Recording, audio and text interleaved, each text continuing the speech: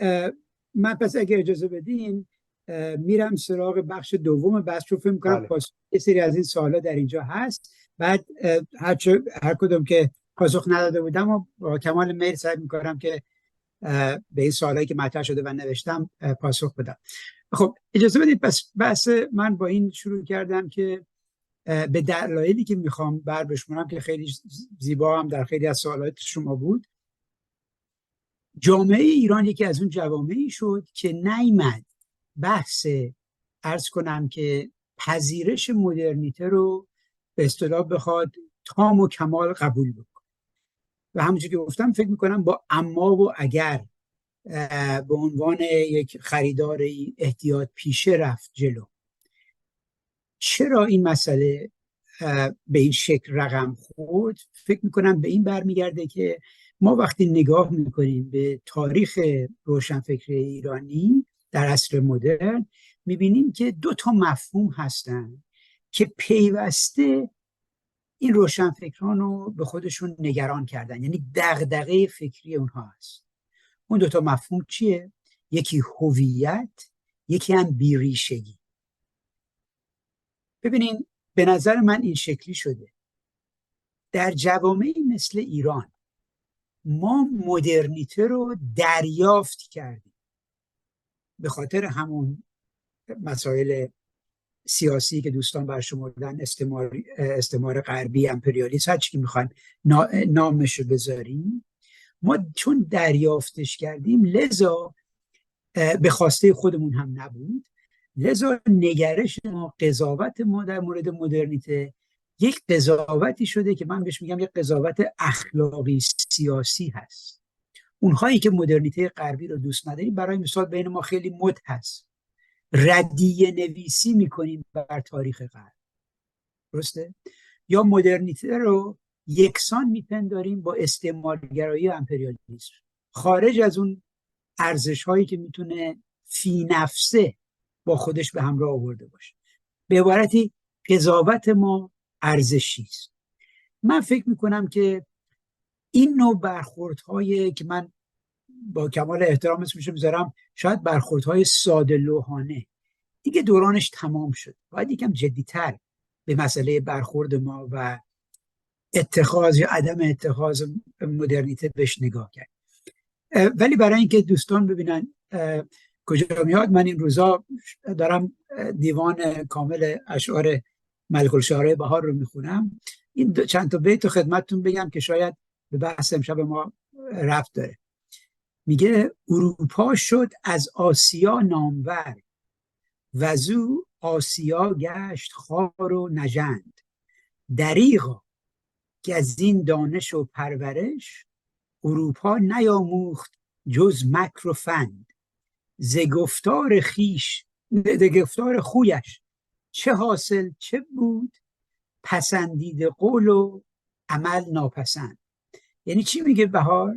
بهار داره میگه که غربی ها حرفای خوبی زدن، قولشون پسندیده بود، عملشون ولی ناپسند. درسته؟ اومدن بر آسیا سوار شدن و از اون سنت های فکری ما به اصطلاح چیزی نیاموختن. خب ببینین، من فکر میکنم که آنچه این دنیایی که من برشمردم، این اما و اگر، سبب شده که نزد اون گروهی که ما میگیم روشنفکران سنتی ما هستن یک تمنای اصالت همواره به عنوان نفی تقلید کورکورانه از غرب مطرح بود. درسته؟ چون بحثشون اینه که این نوع تسلیم شدن، این نوع تقلید شایسته زیستن ما نیست. بازم بیتی از ملک الشعرای بهار که میگه ز زندان تقلید بیرون جهیم، به شریان عادت نشتر زنیم. درسته؟ خیلی جالبه. هم عادت رو باید سیخش بزنیم، هم از زندان تقلید باید بیرون بیام اگه میخوایم اصطلاح آدم جدیدی باشه.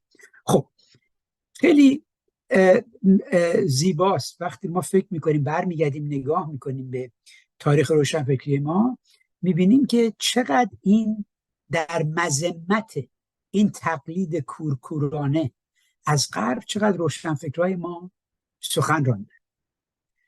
همه شما با غرب زدگی آل احمد آشنا هستین، ولی من میخوام ببرمتون به سالها قبل از ایشون، ببرمتون به 1311 که یه آقای نویسنده خیلی باهوش ایرانی به اسم حسن مقدم، که در 28 سالگی متاسفانه فوت کرد، یک کتابی نوشت اسم جعفرخان از فرنگ آمده، که این رو واقعا من به همه تاکید میکنم کتاب رو بخونید. رمان بسیار زیبایی است، تمسخر یک ایرانیه که به غرب رفته و اومده و حالا داره میخواد فخر میفروشه به هموطنای به اصطلاح غرب نرفته خودش، فرنگ ندیده خودش، راجع به اینکه چقدر مثلا فرنگی ها بهتر هستن و فلان اینا. و این تم نقد به اصطلاح تمسخرگونه خودمون در نگاه روشنفکران ما خیلی جالب هست.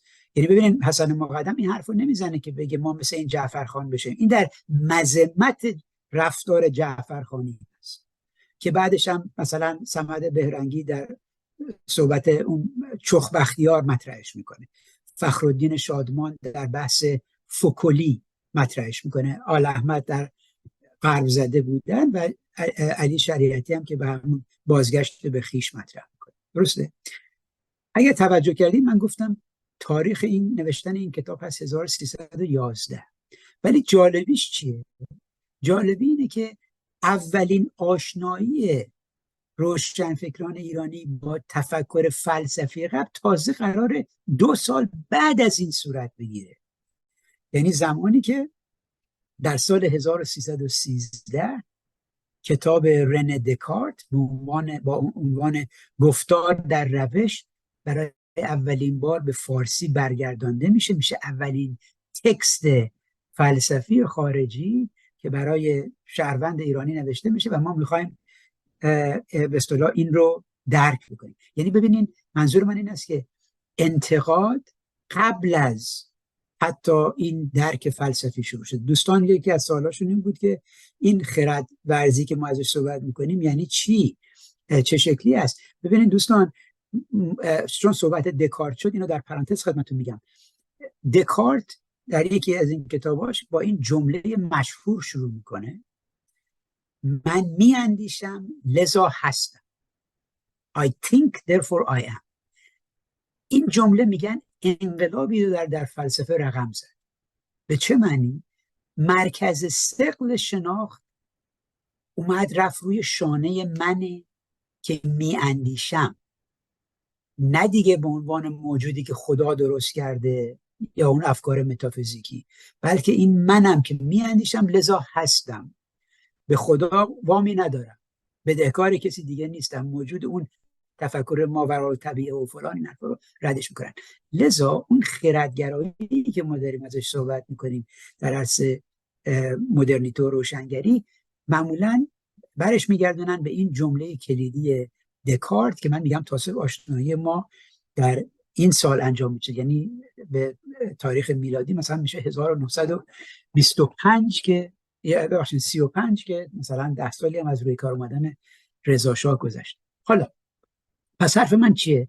حرف من اینه که ما ایرانیان یه احساس دوگانه داشتیم راجع به این اندیشه مدرن و این فرایند مدرن شدن، از این بابت که در سنت ایرانی یک باورهای قوی متافیزیکی وجود داره، از این بابت که ما جامعه‌ای هستیم که مستعد هست به اینی که ادای احترام بکنه به سنت ها. این یک قدمت طولانی در جامعه ما داره، ادای احترام به سنت ها شاید همون عادتیه که بهار داره ازش صحبت میکنه. بنابراین ما نمیتونستیم مدرنیته رو در آغوش بکشیم خالی از اضطراب، خالی از ترس، خالی از شک و تردید و ناامنی. بنابراین نگاهی دوگانه داریم به این مهمان سترگ، right؟ این مهمان قوی و عظیم جثه که اومده در درون خانه و کاشانه ما نشسته و ما حالا باید با این حیات کشتی فکری بکنیم. ببینین من چون به تاریخ روشنفکری علاقه‌مندم، یکی از سوالاتی از خودم میکردم این بود که واقعا لیست روشنفکران ایرانی که دلباخته فرهنگ غربی هستن کیان؟ میبینین این لیستی بسیار بسیار کوتاه هست. آنچه در مقابلش هست لیست بالا بلندی هست از اون روشنفکرانی که با یه دست پس میزنن، با یه دست جلو میگیرن این فرهنگ غربی. همون نگاه اما و اگری که خدمتتون گفتم. یه مثال از اون براتون بزنم. مخبر السلطنه هدایت، کسی که مدتی نخست وزیر رضا شاهی که پروژه نوسازی و مدرنیزاسیون رو آورده، این آقا نخست وزیرشه. کتاب شعری داره، تحفه مخبری، که بازم خیلی جالبه برای دوستان برن بخونن ببینن که چه سرزنشی میکنه مدرنیته غربی رو از هر لحاظی که شما فکر کنید. درسته؟ نخست وزیر رضا شاه یکی از منتقدین اصلی همون مدرنیته غربی است. یا شما نگاه بکنید به نوشته های ذوالملک فروغی، قاسم غنی، سید ولی‌الله نصر، علامه قزوینی، عرض کنم غلامرضا رشید یاسمی، شادمان، علی شایگان. هر کدوم از اینا که نگاه میکنیم میبینیم که این نگاه شک و تردید و یه دست پس دادن یه دست گرفتن وجود داره. یعنی ببینیم برای انسان ایرانی یا برای روشنفکر اندیشمند ایرانی همیشه قید و شرط بوده در پذیرش آرای غربی. مثلا هیومانیزم، انسانگرایی غربی، تا چقدر باید بهش بها داد؟ نقش پویای آدمی در جهان تا چه حد هست؟ میل به کنترل طبیعت و مهار طبیعت تا چه حد به اصطلاح جایز هست؟ تاریخ به سان یک حرکت یک طرفه، جبر تاریخی، تا کجا قابل قبول هست؟ عقل به سان یک ابزار انتقادی تا کجا قابل قبول هست؟ درسته؟ در سنت فکری بسیاری از روشنفکران ما حرف این بوده که سودای دستیابی به ماهیت در تفکر غربی اومده مابعد طبیعه غربی یا متافیزیک غربی رو از اون چیزی که ما ایرانی ها بهش حکمت اندیشه سنتی نام میذاریم جدا کرد و لذا قابل قبول نیست. یعنی ببینین، از خودمون بپرسیم چرا در جامعه فکری ما نقد جدی فقه و عرفان اسلامی در اعصار تاریخ صورت نمیگیره؟ چرا ما در کنار نهادن این میراث دینی جامعه خودمون اینقدر محافظه کار هستیم؟ یا یکم فلسفی تر بهش فکر بکنیم، چرا وقتی که این اشکالات فکری ما رو به ما میگن، درسته، عکس العمل اکثریت ما این هست که میگیم دین کج فهمیده شده،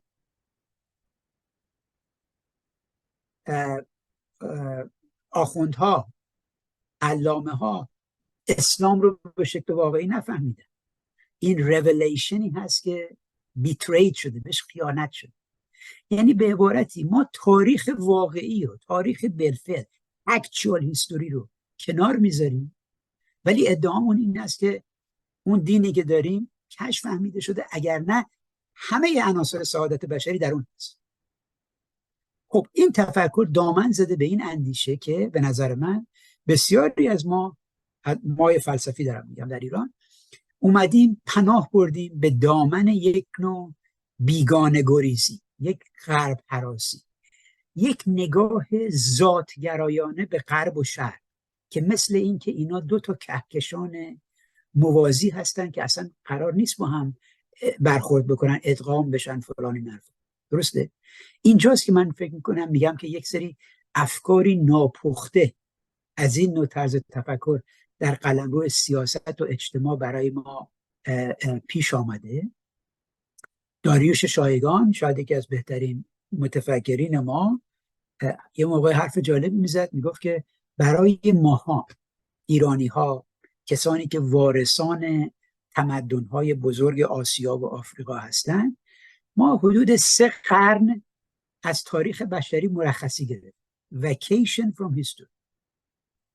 منظورش وکیشن فکری ها، مرخصی فکری. دست و پنجه نرم نکردیم، با اون آقای دکارتی که من برشمردم، با انقلاب، معنی انقلاب فرانسه که میتونه سر پادشاه رو بزنه به عنوان، به نام ملت و مسئله دموکراسی. منظور از این است. حالا ببینین جالبیش این هست که جالبی دنیای فکری ما این هست، این پیچیدگی که در سوالات دوستان هم مستقر بود به اینجا برمیگرده. جالب این است که یه سری از دغدغه‌های ما رو متفکرین غربی هم دارن. شما برای مثال به تفکر روشنفکران، فیلسوفان اگزیستانسیالیستی مثل ژان پل سارتر یا نیچه نگاه میکنین، ببینین اونها چی دارن میگن. اونها هم اتفاقا با همین مضامین بیگانگی، پوچی، جستجوی فرد برای معنا و اصالت در این دنیای سکولار و پیشرفته از نظر تکنولوژی دارن دست و پنجه نرم میکنن. سارتر از ما میپرسه زندگی اصیل یعنی چی؟ چقدر از ماها افکارمون، آبشخور افکارمون، نمیدونم این اینترنت و تلویزیون و روزنامه‌ای که روزانه میخونیم، کسایی که میان حرف میزنن و ما هم توتیوار حرفای اونها رو تکرار میکنیم بدون اینکه بخوایم به اصطلاح فکر بکنیم. خیلی جالبه که این که یه سری از این روشنفکران ما هم رأی میشن، هم دل میشن با این حکیمان اگزیستانسیالیست غربی، به خاطر اینکه هر دو دغدغه مسئله اصالت دارن. هر دو بر این باورن که زندگی آدمیان باید اخلاقی باشه، باید معنادار باشه، باید بعد عاطفی داشته باشه و لذا به سراغ این میرن.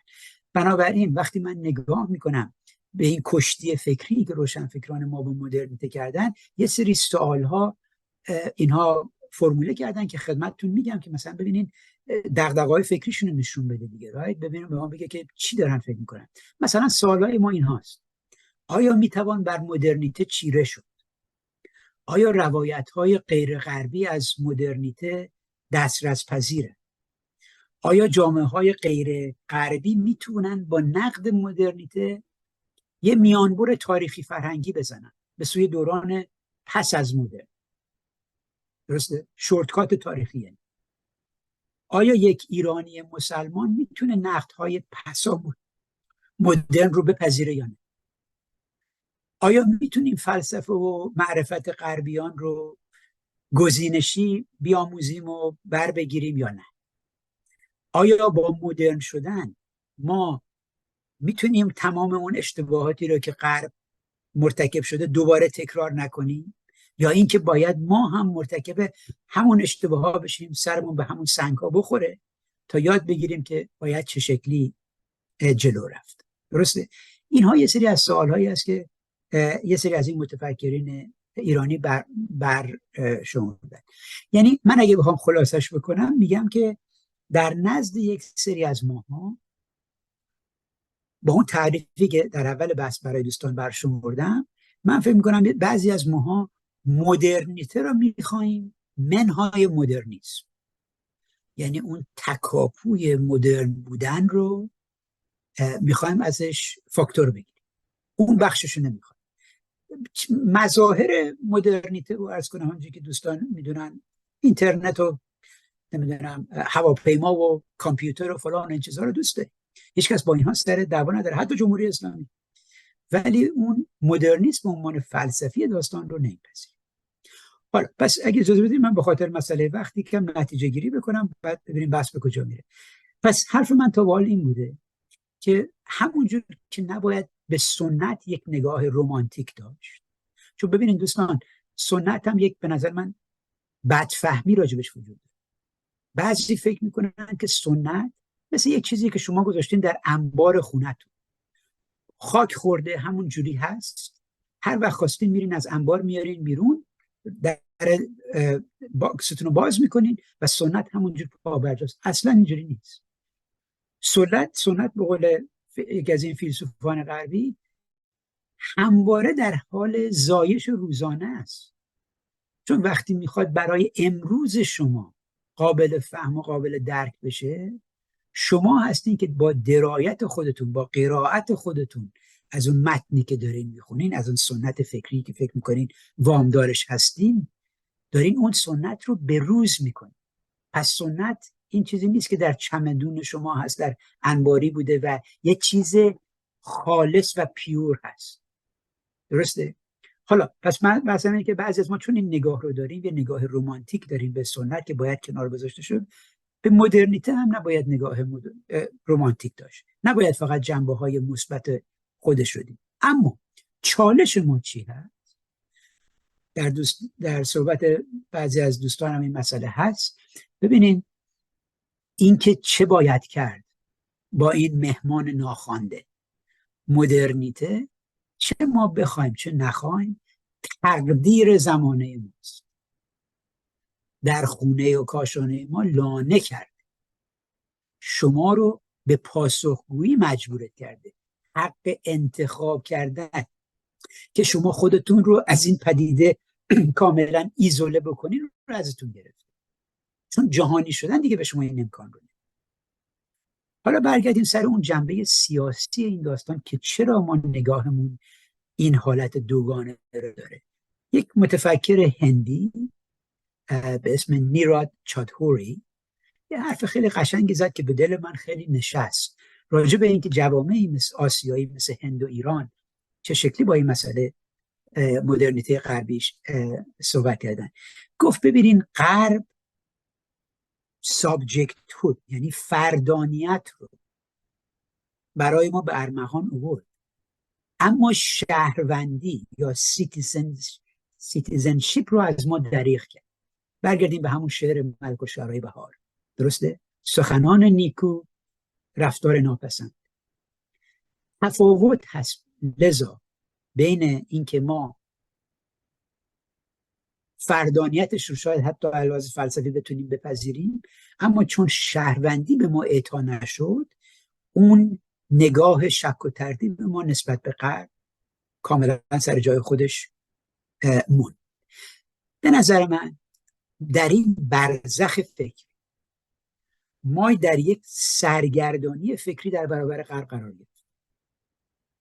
در میون قطب‌ها در نوسان هست، گاهی ستایش، گاهی سرزنش، گاهی هواخواهی، گاهی هراس، گاهی پیروی، گاهی پرهیز. درسته؟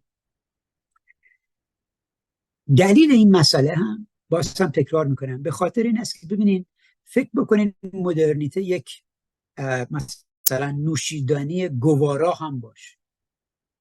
این نوشیدنی گوارا باید از حلقوم شما بره پایین دیگه، درسته؟ باید با نظام هاضمه شما همخوانی داشته باشه که به شما دل درد نده. هضم کردن مدرنیته برای ما به این معنی بوده که باید در تعامل پیچیده‌ای بین سنت و مدرنیته این هم باید صورت میگیره. باید نیروهای مذهبی و نیروهای سکولار اون جدالهای فکری خودشون رو انجام بدن. درسته؟